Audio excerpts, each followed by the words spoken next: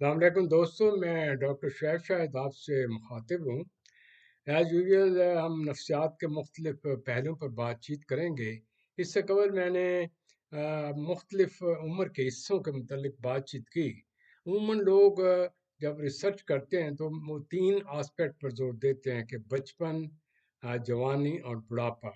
लेकिन मैं ये महसूस करता हूँ कि क्लिनिकली एक ऐसा दौर है जो कि इन सब पर हावी है। वो एक किस्म का ट्रेंड सेटर है कि इंसान ने क्या करना है, किस तरीके से कम्युनिकेट करना है in day to day life. मेरे कहने का मतलब ये है, इसे कहते हैं टीन एज या ट्रांजिट पीरियड। ये वो पीरियड है जब एक बच्चा बचपन से निकल कर जवानी की तरफ आता है, तो उसके दरमियान का पीरियड है, ये बहुत सेंसिटिव है, क्योंकि उसी के ऊपर बेस करता है कि अमली ज़िंदगी में किस चीज़ से चीज़ों को हैंडल करेगा। उसमें लातदाद चेंजेस आ रही होती हैं, उसकी ज़ात में चेंजेस आ रही होती हैं, उसके बायोलॉजिकल चेंजेस आ रही होती हैं, उसके अलावा सोशल जो रोल्स और मुख्तलिफ किस्म के मॉडल हैं वो तब्दील हो रहे होते हैं। और वो एक इसको यूँ समझिए कि एक शाख है। एक शुरू में हमने बीज बोया सीड को, तो उसमें से आहिस्ता आहिस्ता एक पौधा सा निकला जो कि सेंसिटिव था, कि उसके ऊपर गर्मी, सर्दी, पानी या मुख्तलिफ किस्म की उसकी जो नीड है, जब उसको मुनासिब मिले तो फल फूल कर बड़ा हो जाता है। तो अब ये पौधा अब बड़ा हो गया है, लेकिन उसमें देखना ये है कि हमने उसको बायोलॉजिकल नीड्स तो उसकी पूरी की, क्या हमने उसकी साइकोलॉजिकल नीड्स या उसकी रूह की जो नीड है वो भी पूरी हुई हैं? क्या उसका रूह मजरूह तो नहीं हुआ? क्या उसका रूह एक फूल की तरह खिल कर बड़ा हुआ है, या वो हालात के रहमो करम पर रहकर एक रिप्रेस्ड, डिप्रेस्ड, टेंशन, एंजाइटी और बेचैनी, बेबसी और गुस्से की सूरत में ऊपर की तरफ उठा है? तो अब उसमें एक चेंज आ रही है, उसमें एक बायोलॉजिकल चेंज आ रही है, फिजियोलॉजिकल, दाढ़ी मूंछ निकले, ये बॉडी के दूसरे ऑर्गन में चेंज आ रही है। इसके अलावा उसके अंदर एक जोश और वल्वला पैदा हो रहा है। ये एक स्ट्रॉम और स्ट्रेस पीरियड है। इस स्ट्रॉम और स्ट्रेस पीरियड में देखना है कि वो कौन सी डायरेक्शन यानी कि अपनी ज़िंदगी में हासिल करता है, या उस तरफ अपने आप को बनाता है। उसके इर्द गिर्द बहुत से मॉडल हैं, और उनमें से बहुत से उसने सीखा भी है, बहुत से उसको नेगेटिव तजर्बात भी हुए हैं, बहुत से उसको पॉजिटिव भी हुए हैं। तो उनमें से मिलजुल कर वो अपने एक तशख़्ख़ुस या अपनी आइडेंटिटी सी पैदा करने की कोशिश करता है। इसमें देखना ये है कि इस सूरत में, जब वो इस सूरत में आया है, तो हम वालिदैन या उसके असातिज़ा या उसके आई में से रिलीजियस लीडर या पॉलिटिकल लीडर उसको किस तरीके से ट्रीट करते हैं, क्या उसकी आइडेंटिटी को महसूस कर कर उसको समझते हैं, उससे कम्युनिकेट करते हैं, या वो इससे माजी की तरफ उसके ऊपर एक जोश और दबदबा जो उसके अंदर पैदा होता है, उसको दबा कर उसको क्रश करने की कोशिश करते हैं। तो लिहाजा ये पीरियड ऐसा सेंसिटिव है कि अगर इसमें जो डायरेक्शन आपने उसने निकालनी है, वो उस तरीके से उसने आगे बढ़ना है। या यूं समझिएगा कि एक प्लेन है जो तैयार हो गया है और रनवे पर खड़ा है। अब उसने देखना है कि वो अब उड़ने लगा है, तो कौन सी डायरेक्शन में जाएगा, किस तरफ हालात मुआफिक हैं, वो किस तरीके से जहाँ उसको एक सुकून से मिलता है, तो वो इस किस्म के दोस्त बनाएगा, इस किस्म के लोगों के पास बैठेगा, इस किस्म का इल्म हासिल करेगा, या उन लोगों को अवॉइड करेगा जिन्होंने उसके ईगो को हर्ट किया है, और उसकी जो एक नफ्सियाती तौर पर उसकी एक आइडेंटिटी थी उसको मजरूह किया है। तो लिहाजा इसको समझने के लिए सबके लिए ज़रूरी है कि one should be very careful. तो मैं ये अर्ज़ करूँगा कि इसमें मुझे थोड़ा सा मौका मिला आई में से जनरल मुशर्रफ के दौर में टीनेजर से कम्युनिकेशन करने का। वहाँ मैंने कोई रिसर्च भी की, टेररिस्ट किस तरह बनते हैं, और ये नौजवान नस्ल को किस तरीके से उनके जज्बात को बरंगेख्ता करके उसको किस तरीके से हिप्नोटाइज करके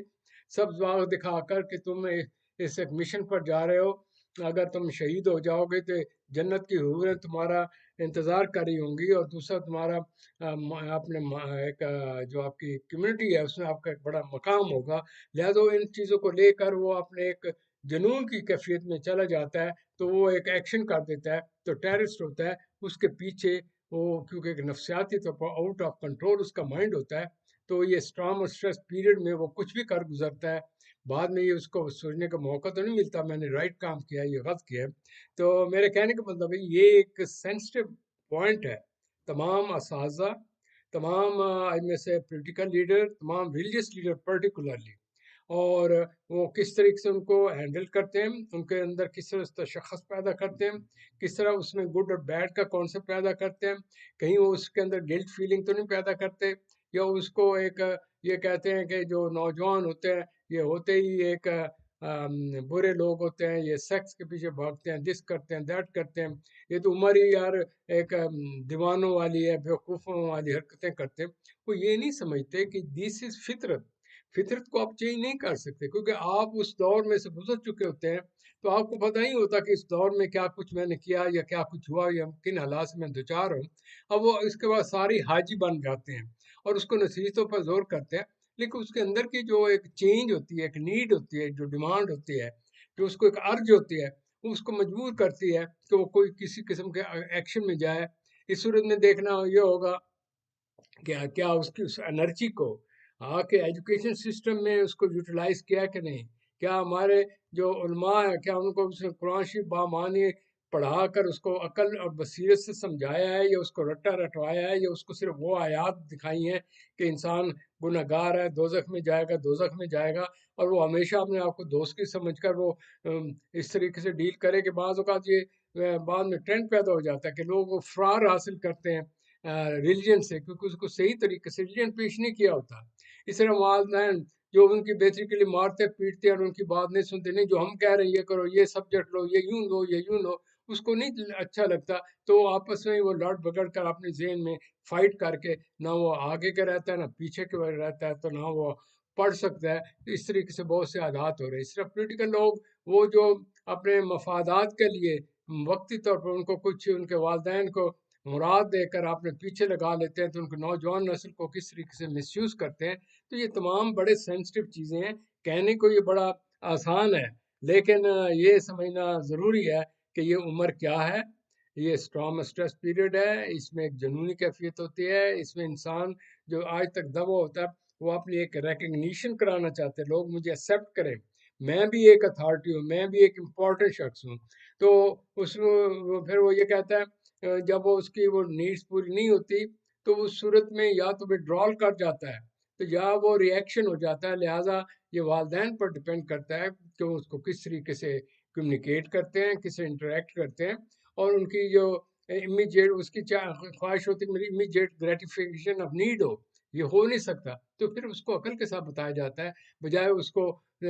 گالی گلوچ کر کے وہ گھر سے نکل جائے، پھر بعد میں آپ کو ڈھونڈتے پھریں، پھر بعد میں پتہ چلے جی اس کو تو فلاں صحبت میں چلا گیا، جوا کھیل رہا ہے جی، نشہ وشہ کرتا ہے، انہیں میں رہتا ہے، وہیں سے وہ مجرم بن جاتا ہے، پیسہ اکٹھا کرتا ہے، اس کا وہ جو ہوتا ہے نا ایک سٹیجز آف میچورٹی کی، وہ وہیں سٹاپ ہو جاتی ہے، اور وہ پھر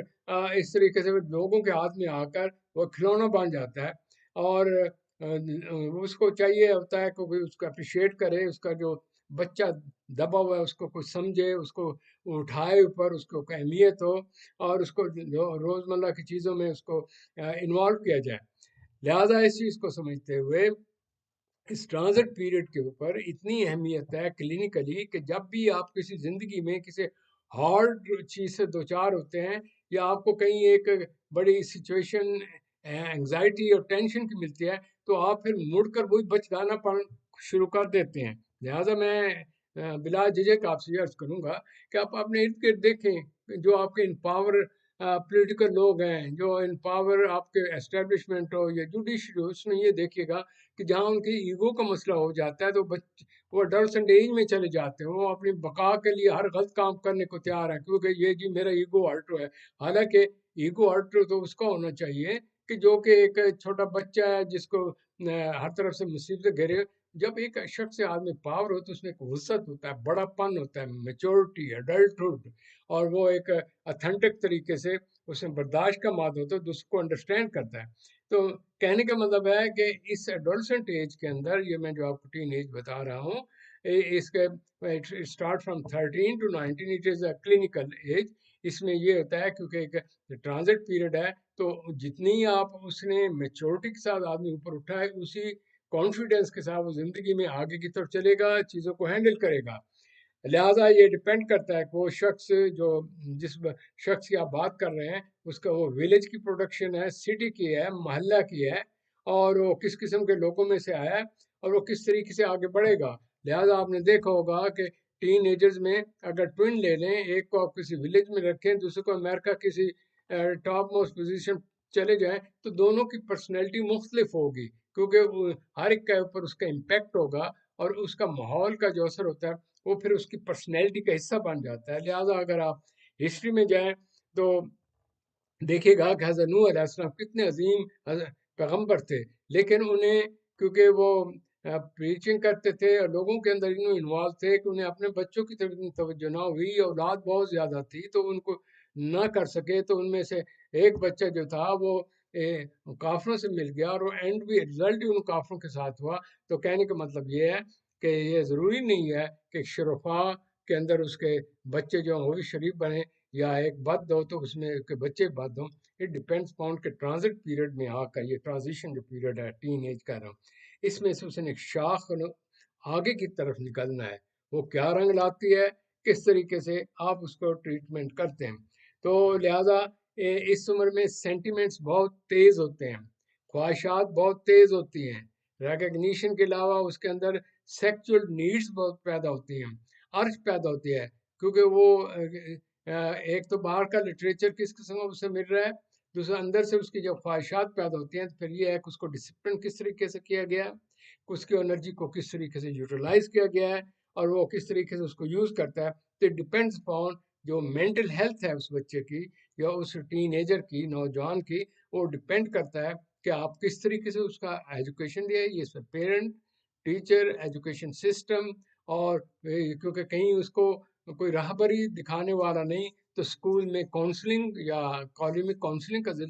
ذکر ہو، جو کہ وہاں ہر چیزوں سے مبرہ ہو کر انسانی فطرت کے تحت اس کو اسٹڈی کیا جائے، اور اس کو انڈیویجول سیلف کو بغیر کسی سوشل مورل کیوز کی طرف دیکھنے کے اس کو بطور انسان سمجھ کو آگے کیا جائے، پھر یہ دیکھا جائے کہ اس کا ٹرینڈ کیا ہے۔ یہ ایک وقت ہوتا ہے جس میں اس کو خواہش ہوتی ہے کہ میں یہ سبجیکٹ پڑھوں، اس کو بتایا جائے یہ سبجیکٹ یہ بیسز ہیں، یہ ہوتا ہے، پھر اس کا دیکھا جائے کہ تمہاری ذہانت اتنی ہے، تم اپنی انرجی کو اس طریقے سے کرو، پھر یہ ہے کہ بھیا بیٹھے رہنے کی وجہ سے اپنی اس انرجی کو یوٹیلائز کرو۔ لہٰذا اس اسٹیج پر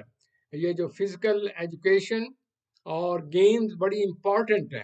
کیونکہ اس سے اس کا جوش ہوتا ہے، جب نکلتا ہے تو اس کے اندر پھر ہوش پیدا ہوتا ہے۔ آپ دیکھیے گا کہ آپ کے اندر ایجوکیشن سسٹم میں کتنے سکولز ہیں، کتنے کاؤنسلنگ سچویشن ہے، کتنے ٹیچر آپ نے ان کو انڈیویجول توجہ دیتے ہیں، یا ان کا کوئی مسئلہ ہو جائے تو آپ اس کو کس طریقے سے حل کرتے ہیں، اور ان کو کس طریقے سے ٹریٹمنٹ دیا جاتا ہے، اور اس کا پھر اسٹائل آف ایجوکیشن، پھر سوشل ریلیجس جو اس کے لیڈر ہیں وہ کس طریقے سے ڈیل کرتے ہیں۔ میں ایک اور دو چیزیں اور آپ کو انفارم کر دوں کہ دیر آر ٹو ٹرینڈ، کہ ہمارے ہاں کیونکہ بینگ مسلم بیک گراؤنڈ، یہ ڈپینڈ کرتا ہوا ہے کہ آپ کو جو ریلیجن ہے وہ کس طریقے سے دیا گیا ہے، کیا اسے ریزننگ اور لاجک کے ساتھ دیا گیا ہے، یا فقط سنی سنائی کہانیوں پر، یا اس کو صرف قرآن شریف رٹایا گیا ہے، یا وہ اس کے اندر سیکٹیرین کمپٹیشن پیدا کر دی جائے کہ ہمارا سیکٹ یہ کہتا ہے، بجائے قرآن کہنے کے یا رسول اللہ صلی اللہ علیہ وسلم یا خدا کا حکم کہنے کے وہ اپنی بک کے حساب سے کرتے ہیں، تو یہاں سے سیکٹیرین رائیولری، ٹینشن ایک دوسرے کے خلاف، اور پھر وہ سیکٹیرین سسٹم جو ہوتا ہے وہ ریچول میں چلا جاتا ہے، اس میں عمل کوئی نہیں ہوتا، صرف وہ روایات اور اپنے اپنے طور طریقے ہیں، دن منائے جاتے ہیں، وہ کہتے ہیں یہی مذہب ہے، حالانکہ قرآن شریف میں جتنے ہیومن نیچر کے متعلق بتایا گیا غالباً کسی اور کتاب میں نہیں ہوگا، کیونکہ یہ بک آف کریٹر اللہ تعالیٰ نے دی کہ انسان تم کیا ہو، کیا مسائل ہوں گے، کس طریقے سے کیا جائے، پہلی قوم کا ذکر کیا گیا۔ تو میرے عرض کرنے کی وجہ یہ ہے کہ اس سٹیج پر یہ موقع ہے جہاں پر کہ جو اس کو اس طریقے سے مذہب بتایا جائے گا اور اس قسم کا کھاتے پیتے گھرانے کا ہوگا، وہ مذہب سے متنفر ہو جائے گا، یار یہ کیا ہے کہانی ہے، کوئی کچھ کہتے کچھ کہتا ہے ملا صاحب کبھی کچھ کہتے ہیں، فلاں صاحب کچھ کہہ رہے تھے، پھر وہ صرف اپنے ٹینشن کے لیے اتنی ایگزیجریٹڈ کہانی بنا دیتے ہیں، جسے کہ قرآن شریف میں کسے زن کہتے ہیں، کہ خداوند تعالیٰ کی آیات کو آپ بڑھا دیں اور اپنے کرشمے بتانے کے لیے کہیں او جی میں تو پہنچا ہوں، میں فلانا لڑی سے آیا ہوں، دس دیٹ ہوں، اور میں یہ کر سکتا ہوں، بخشوا سکتے ہیں۔ تو قرآن شریف میں خاص ذکر ہے، اللہ تعالیٰ نے کہا کیا آپ کو میں نے لکھ کر کوئی گارنٹی دی ہے کہ تم لوگوں کو بچا سکتے ہو، تمہیں تو خود حساب کتاب دینا ہوگا. تو پلیز یہ اس قسم کے جب وہ چیزیں دیکھتے ہیں تو مذہب سے بھاگ جاتے ہیں، پھر باقی عمر وہ مذہب کے نزدیک نہیں لگتے اور وہ مذہب سے متنفر اور اس کے الٹ جو چیزیں ہوں گے ان کو اپنانے کی کوشش. الناس إن كنتم في ريب من البعث فإنا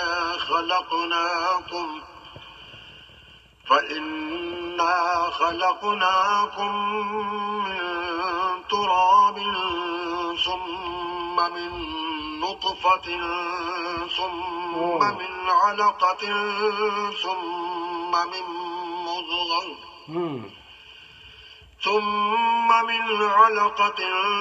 ثم من مضغة مخلقة وغير مخلقة لنبين لكم ونقر في الأرحام ما نشاء إلى أجل مسمى ثم نخرجكم طفلا ثم لتبلغوا أشدكم ومنكم من يتوفى ومنكم من يرد إلى أرذل العمر لكي لا يعلم من بعد علم شيئا وترى الأرض هامدة فإذا أنزلنا عليها الماء اهتزت وربت وأنبتت من كل زوج بهيج. لوگو، اگر تم کو مرنے کے بعد جی اٹھنے میں کچھ شک ہو تو ہم نے تم کو پہلی بار بھی تو پیدا کیا تھا، یعنی ابتدا میں مٹی سے، پھر اس سے نطفہ بنا کر، پھر اس سے خون کا لوتھڑا بنا کر، پھر اس سے بوٹی بنا کر، جس کی بناوٹ کامل بھی ہوتی ہے اور ناقص بھی، تاکہ تم پر اپنی خالقیت ظاہر کر دیں، اور ہم جس کو چاہتے ہیں ایک میعاد مقرر تک پیٹ میں ٹھہرائے رکھتے ہیں. پھر تم کو بچہ بنا کر نکالتے ہیں، پھر تم جوانی کو پہنچتے ہو، اور بعض قبل از پیری مر جاتے ہیں اور بعض شیخ فانی ہو جاتے اور بڑھاپے کی نہایت خراب عمر کی طرف لوٹائے جاتے ہیں کہ بہت کچھ جاننے کے بعد بالکل بے علم ہو جاتے ہیں. اور اے دیکھنے والے، تو دیکھتا ہے کہ ایک وقت میں زمین خشک پڑی ہوتی ہے، پھر جب ہم اس پر مہ برساتے ہیں تو وہ شاداب ہو جاتی اور ابھرنے لگتی ہے اور طرح طرح کی بارونق چیزیں اگاتی ہے. ذلك بأن الله هو الحق وأنه يحيي الموتى وأنه على كل شيء قدير. ان قدرتوں سے ظاہر ہے کہ اللہ ہی قادر مطلق ہے جو برحق ہے، اور یہ کہ وہ مردوں کو زندہ کر دیتا ہے، اور یہ کہ وہ ہر چیز پر قدرت رکھتا ہے. وَأَنَّ السَّاعَةَ آتِيَةٌ لَا رَيْبَ فِيهَا وَأَنَّ اللَّهَ يَبْعَثُ مَن فِي الْقُبُورِ. اور یہ کہ قیامت آنے والی ہے، اس میں کچھ شک نہیں، اور یہ کہ اللہ سب لوگوں کو جو قبروں میں ہیں جلا اٹھائے گا. وَمِنَ النَّاسِ مَن يُجَادِلُ فِي اللَّهِ بِغَيْرِ عِلْمٍ وَلَا هُدًى وَلَا كِتَابٍ مُنِيرٍ. اور لوگوں میں کوئی ایسا بھی ہے جو اللہ کی شان میں بغیر علم و دانش کے اور بغیر ہدایت کے اور بغیر کتاب روشن کے جھگڑتا ہے.